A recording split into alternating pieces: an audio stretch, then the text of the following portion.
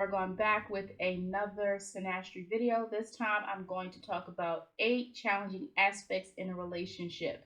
This does not mean if you and your partner have these aspects, it's going to be a disaster. However, it can mean that this is an area to focus on.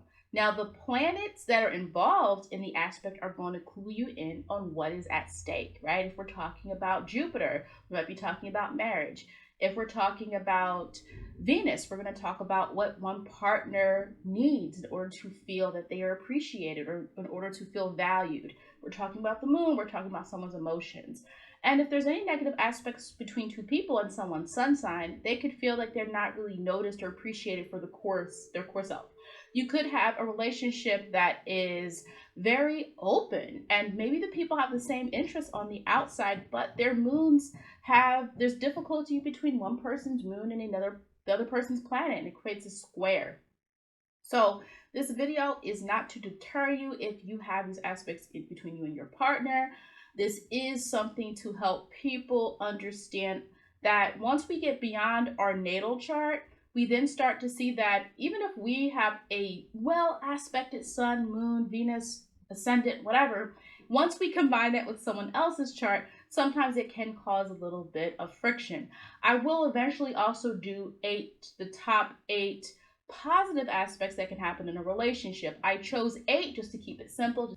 Okay, so these are the top 8 aspects between Michael B. Jordan and Lori Harvey. Now, this whole video is not about them, so if you're more interested in checking out any of the timestamps, go on ahead. But this is in the news, and sometimes the best way for us to learn astrology is to use people that we see in the public eye so we can really test out our theories.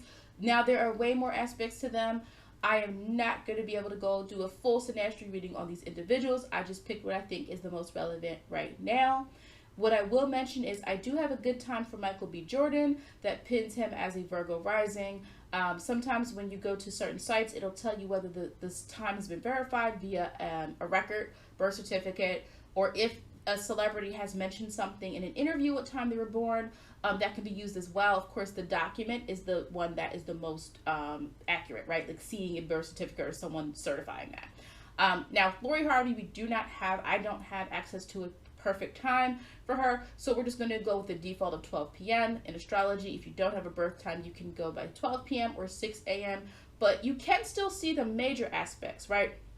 Planets that move more slowly, it's not going to matter what time Lori was born. Certain parts of her chart are just going to stay the same. Now remember, the moon moves very fast. That makes it harder for us to know that, and we don't know her without a birth time. I don't also know her ascendant. But her moon is if we use 12 p.m., moon is in Pisces, but it would be at 26 degrees. That's very late. That's almost moon in Aquarius. I would not be surprised if she is a moon in Aquarius, especially with the way she moves in relationships, in terms of who she dates. With the exception of men having status or having money of some sort, it doesn't really seem like she has a particular type. And that's, moon in Aquarius, people tend to move like that sometimes. There's different things they're seeking or can look at. Now, what I will say is they both have, so she's a Capricorn, okay, and she has some other Capricorn placements. Michael B. Jordan has some Capricorn placements I just showed you earlier, and he's an Aquarius. So, there are some similarities there. Now, Venus conjunct Venus, they both have the same Venus sign, Capricorn, but, of course, degrees matter as well. His Venus is at the 3rd degree, hers is at the 4th degree. I think when it comes to picking, they both value status, they both value image. Venus and Capricorn people both value money and success. And even better if you can combine that with a partner. And you can combine that with someone who's on the same page and the same level as you. So that's really important there in terms of status. Now, the 4th degree, Lori's family is always going to be involved in her relationship decisions, even when she makes good ones, even when she has ones that she doesn't, that they don't agree with. There was a relationship or a situation she had that I know her family did not agree with a prior man, that her family plays a big impact on that, right? The 3rd degree with Jordan, his sense of things is a little bit more free-flowing. His view on things is a little bit more, I think that he's more concerned with how to move the relationship forward, how to think through things, and how to, I bet he was the one who was more so suggesting, oh, we should do this, oh, we should do that, oh, let's move on to the next stage in our relationship, more communicative in that regard. And I think she was probably a little bit more guarded. Again, I can't confirm this. Her sun sextiles his Jupiter. That could have been good because it can represent, Jupiter is good in terms of looking for marriage or children, Jupiter is good in terms of those themes because of Jupiter's ability to multiply, Jupiter's ability to spread and expand. And when you're expanding your family, when you are taking that chance, when you are growing your family and growing your riches and growing your resources, that is Jupiter. Her sun is trine his ascendant. Again, him as a Virgo ascendant, her as a Capricorn. There's an earthly energy here, and that's why I think, regardless of, I know people are like, well, Lori Harvey, she has money because her parents have money, and she's Steve Harvey's stepdaughter. But I think that she's going to make a name for herself. She's going to still be, even if she settles down and she's no longer mentioned as much in the news, in the celebrity news, I think she's still going to find a way to make money and sustain herself besides having money from her family. And I bring that up because this is earth energy.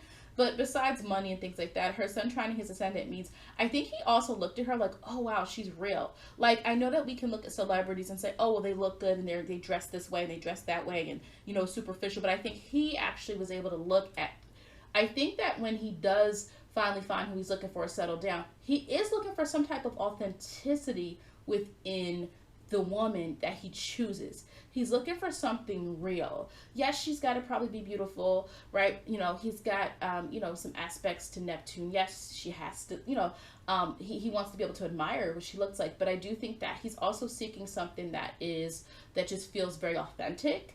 And that helps that, this aspect form between, we're looking at relationships. Sun and ascendant aspects are very good to look at. Her Venus conjunct his Neptune. That's why I brought up beauty.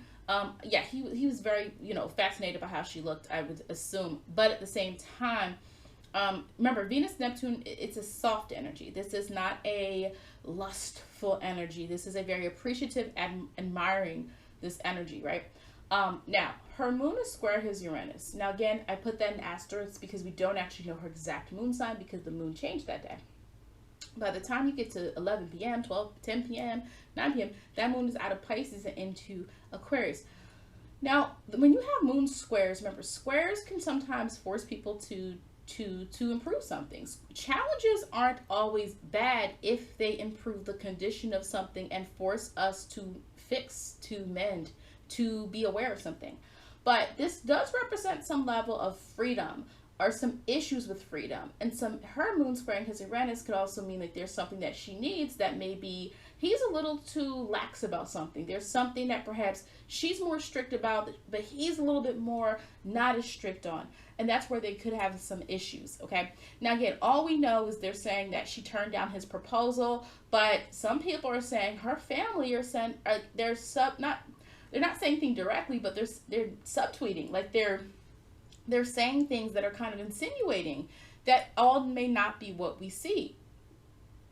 They're kind of hinting that maybe something else might have went down between this relationship that wasn't Lori's fault. Don't know what they're talking about because they haven't been direct about it. But both Steve Harvey and Marjorie Harvey, Lori's mom, have been tweeting, so that's been in the news too. Her Pluto squares his Mercury. At the same time, I get a more serious energy from her. I think that in the relationship, I think that he had to, bend a little bit. Like, when someone's Pluto squares someone else's Mercury, the Pluto person is always going to be a little bit more dominating in conversation, or their opinion is going to weigh a little bit heavier. Like, two people will be having a conversation, and the Pluto person just has to make sure, like, yeah, but this is what I actually think. Or, like, the Pluto person wants to make sure that you've interpreted, you've embedded what I think into the situation, right? So, when that interaction between two planets at any given time, when people are communicating, there's so many things taken into account if we're looking at things astrologically.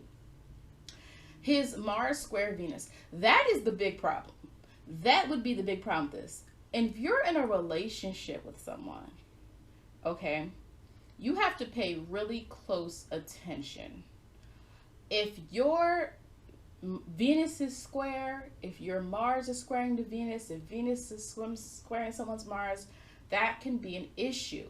It can mean, yes, there could be a strong sexual attraction to each other, perhaps when we talk about Mars, but Venus is representing like someone's not comfortable, or someone's needs aren't getting met, or someone does not feel like they're being treated or seen in the way they want to. Because remember, Venus represents softness. It represents not just softness in that regard, but I mean, Venus is lighthearted energy. It's about harmony, partnership, resources, things that you want is Venus. I want these things, right? And I need this.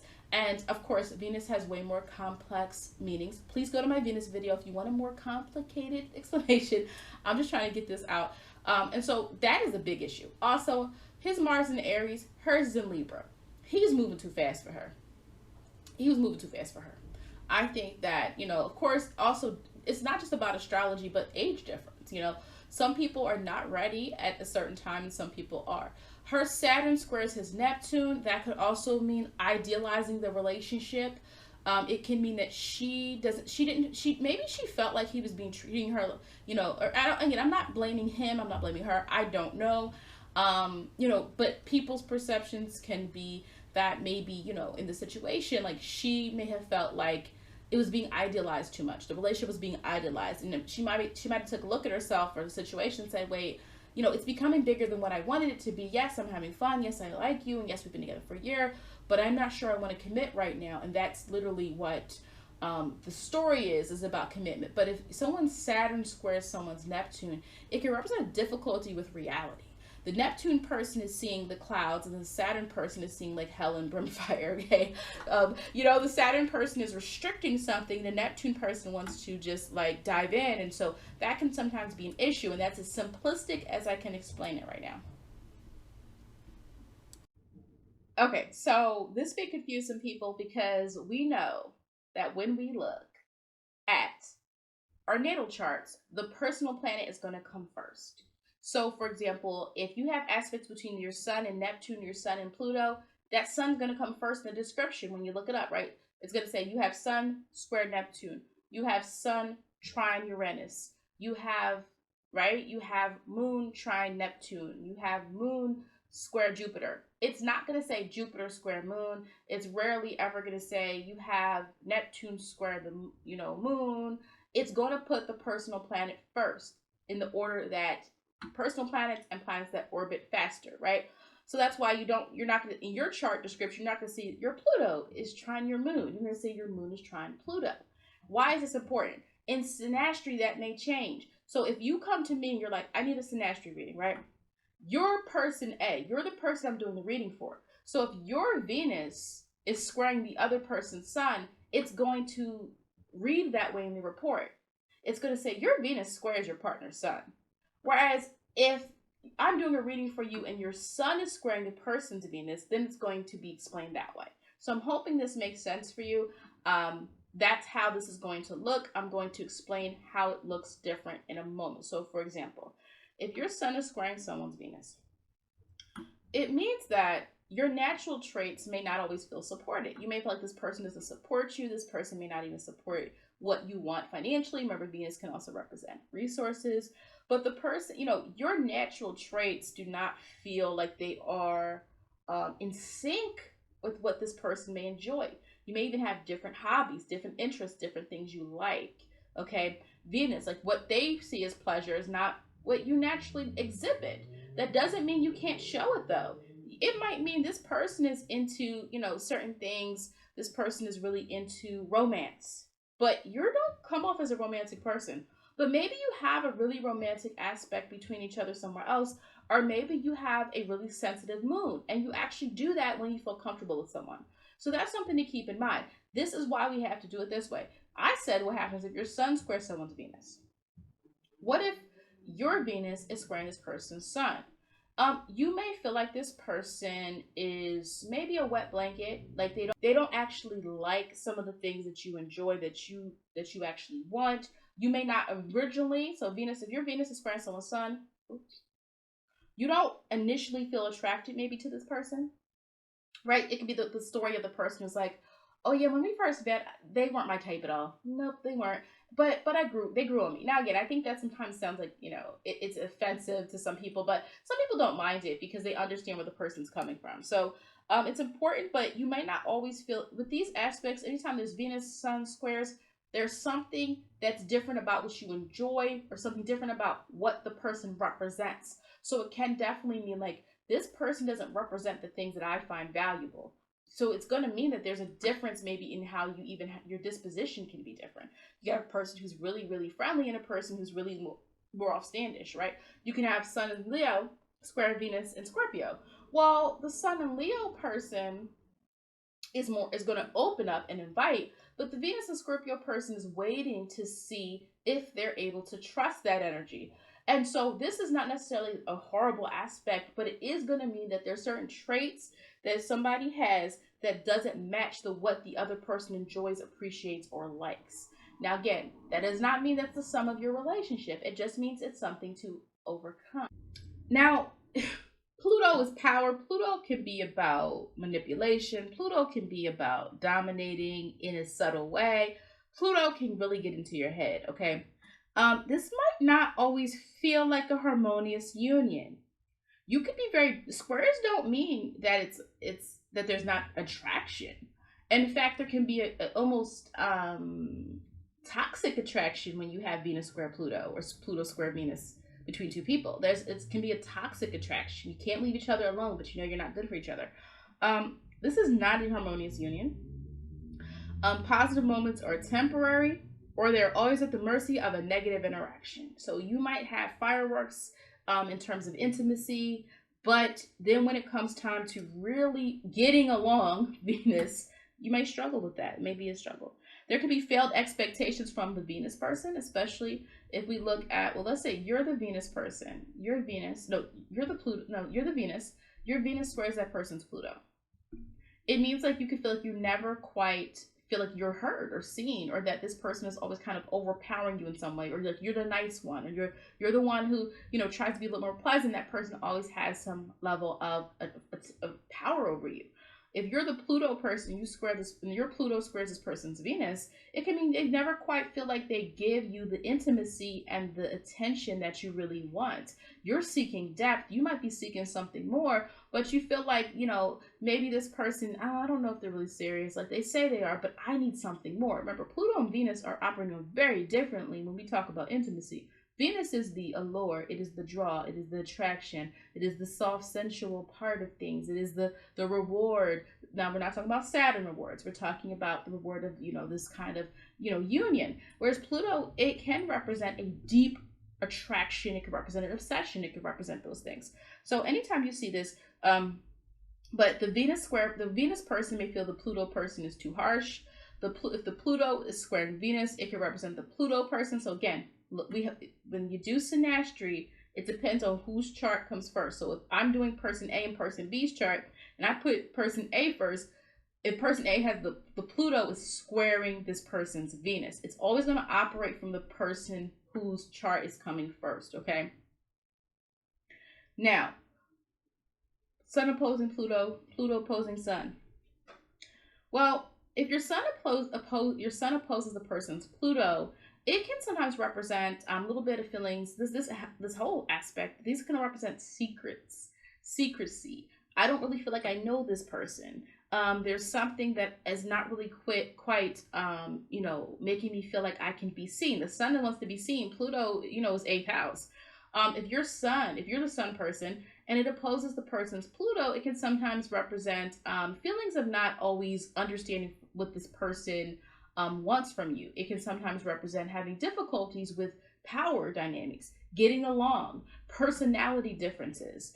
Now, the Pluto person may dominate, Pluto opposing the Sun. If you're the Pluto person, you may feel like you have to either dominate or do the work for someone else. It could sometimes be a person who's very immature, someone who's very responsible, and you as the Pluto person feel like you have to take control over these situations because the person's Sun traits don't support them being as mature or responsible as you are.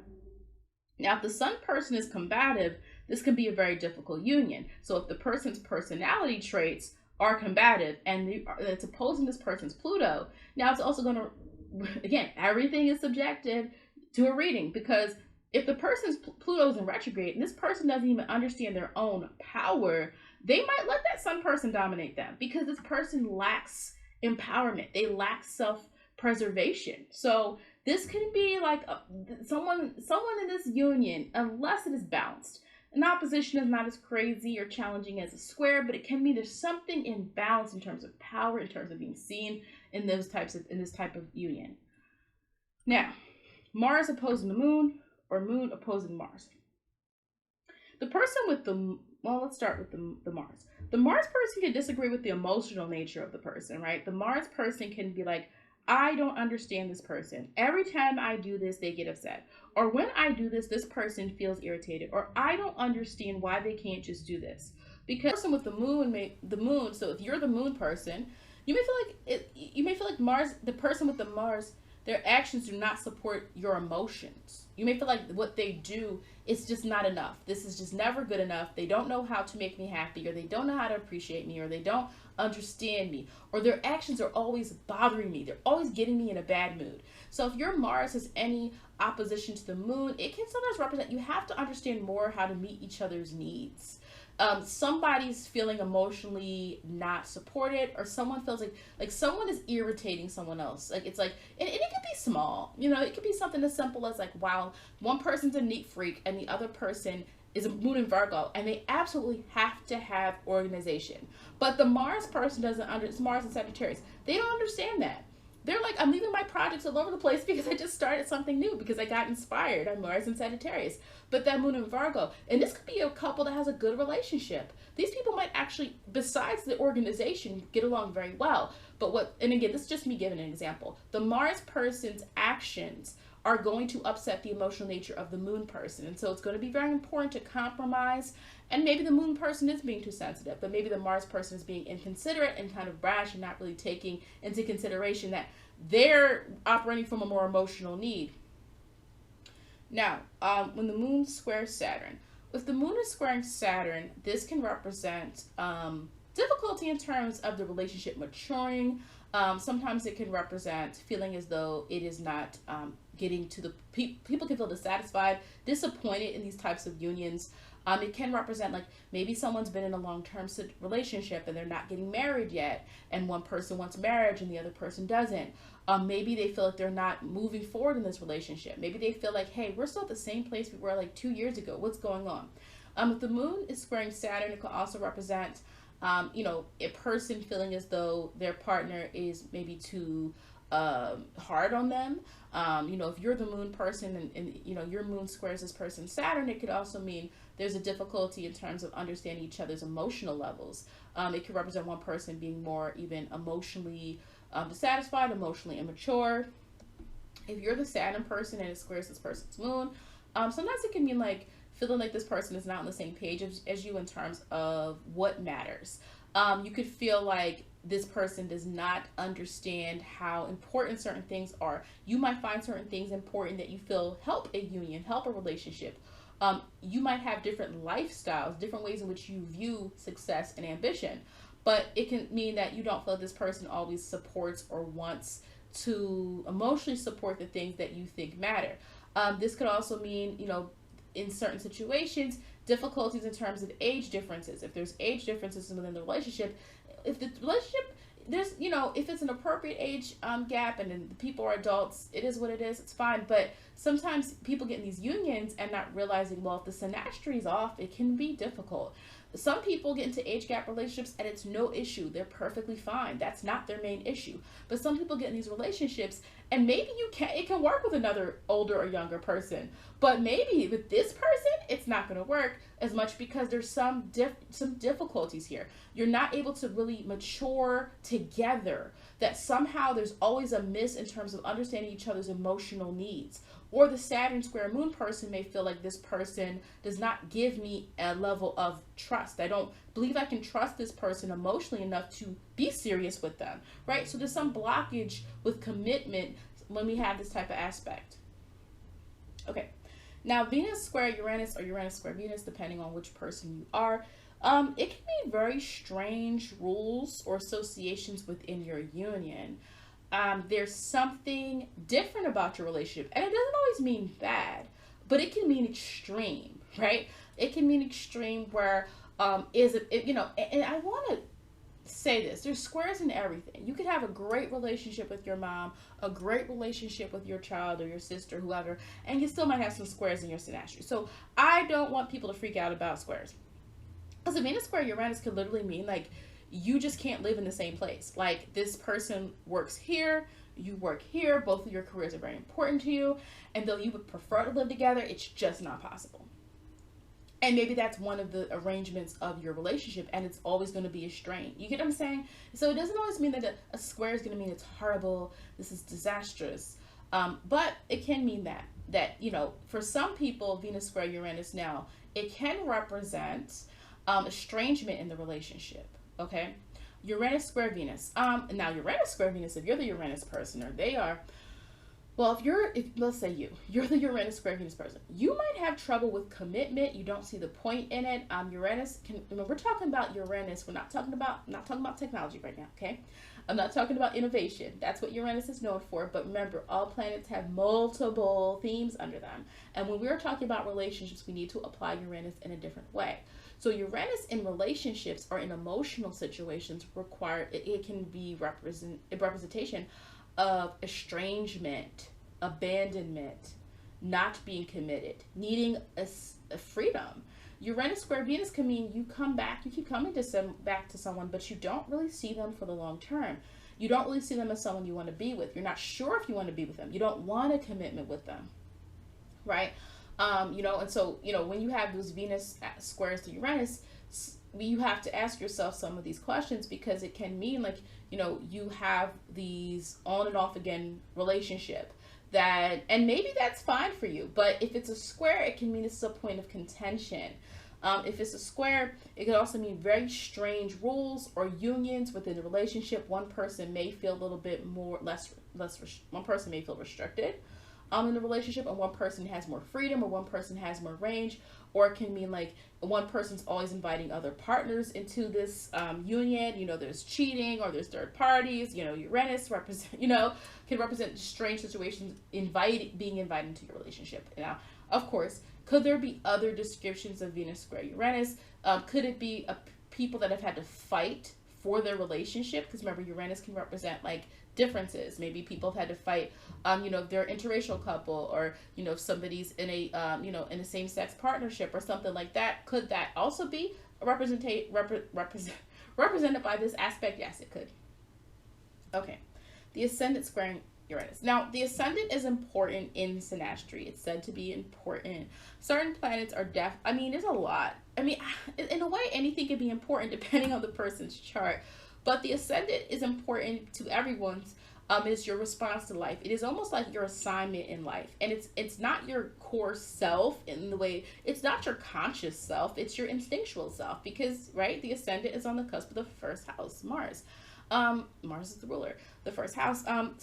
But when the Ascendant is here, Uranus, you know, it can mean the individual has commitment issues, or there's some unfulfilled need in the union. It could be difficult or different perspectives on societal issues, different views that can maybe stop your relationship from really working. It can represent, you know, sometimes people can have difficulties with normalcy, right? Now that can also be an idea of like, I don't agree with how they live their life. I don't agree. We have very different views on how to approach life. It could be even situations where people are just different in terms of how they even perceive society. You could have one person who's extreme introvert and the other person who's an extreme extrovert. Now, can people make that work? Of course, but again, everything is a decision, and everything requires your ability to work through it or decide if you're going to not work through it, okay? There can be some alienation. It could also be the person themselves have personal issues that have nothing to do with you. So it can also mean like this person may go through extreme bouts of needing to be alone. This person can alienate you from the relationship. You can feel that they're trying to escape the relationship sometimes. So it's not always a negative thing. That can also be the case with if the Ascendant is squaring Neptune as well. I didn't put Neptune into this slide, but Neptune can also be an issue. If Ascendant is squaring Neptune, it means there's something that is not reality. There can be lies, there could be manipulation, it could be, you know, something like that. A person who's like, oh, I've been in a relationship for, you know, those people on that show. The show was called Who the Bleep. Yeah, it's like, who the bleep did I marry? That could be, even Neptune square ascendant. You're the Neptune person squaring their ascendant. It's almost like you could be the antithesis of what this person represents. Let's say you have a person who lives a high or moral life. You try to live a moral life, and this person is out here scamming people, right? Like, maybe you're the Neptune square ascendant person, and you have not been honest about something, or it's been a lie, or someone has had to deal with something. And it also could be it's also subjective. It can get extreme. Neptune, maybe the person has substance abuse issues, and you're a person who's like, hey, I work with people with substance abuse issues. People often attract people they have to help. And I'm not saying whether it's good or bad, but sometimes you don't want that to be the whole base of your relationship. Now, the Sun square ascendant, yes. Ascendant square Sun. Yes. If this happens, that is a concern. And it's not, the reason I say it's a concern is because someone's natural traits, your sun is what you feel the most confident being and doing. And when there's negative aspects to the sun, you're going to feel that you are not being validated. The sun sign is what you need to be validated. Those are why you do those things, okay? That's why you do those things, and use the traits that you have. And so, it may mean you don't navigate or express the same priority and qualities. What you find important, that person does not find important. You are a Gemini sun. You find it so important to converse and to communicate. And that Pisces ascendant person is like, no, I feel and I sense things, and I do things in the moment. Like, I don't need to communicate every single move with you. But that Sun Gemini person, that's so important to their core being, again, you can definitely work through something like that. And of course, even with the ascendant squaring sun, if your ascendant squares this person's sun, it means that your natural approach to life is very different than how the person responds to situations, right? You have a person who doesn't plan, Sagittarius ascendant. Maybe they don't plan. Now, again, degrees make a difference as well, but this is a person who goes off impulse and goes off responsiveness to doing what they morally may feel is right, or doing what they feel is interesting in that moment, because Sag has to experience, but that Virgo sun has to plan and know and analyze the risk before we do things. That can be an issue in your relationship. Now, can you get over that? Sure. But we want to also make sure that we understand that these can be the sun. Someone doesn't feel like it can be personal. The sun is personal. When you make someone feel like their natural traits don't matter, that is going to cause an issue. So the way in which this is not even about Venus, it's about the moon. The sun and the ascendant have very core jobs in how we experience and how we express ourselves. Ascendant, what we experience, how we respond, what life is, our life, not life path, but the ascendant represents the things we are forced to respond to in a way, right?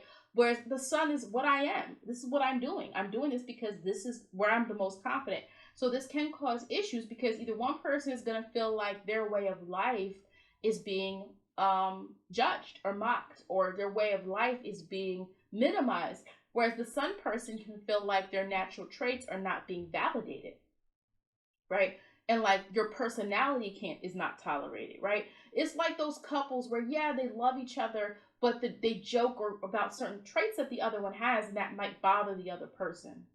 So this video was really quick. That's it. Please let me know if there are any other aspects between relationships, between charts that you would like me to do next. I might do another round of challenging aspects in the chart, and I also plan to do some positive aspects to also help people get a little bit of inspiration of what planetary aspects between two people can actually work and help for a harmonious union.